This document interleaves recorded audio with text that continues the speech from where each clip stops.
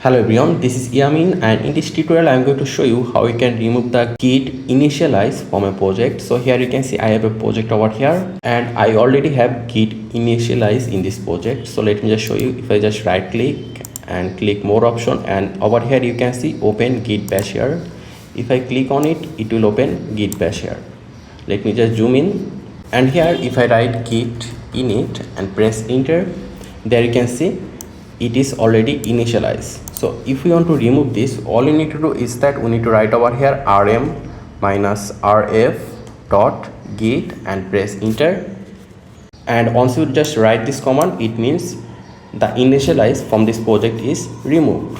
So right now if we just over here git status and press enter, there you can see fatal not in a git repository. So we are able to successfully remove the git initialize from this project. So thank you very much for watching.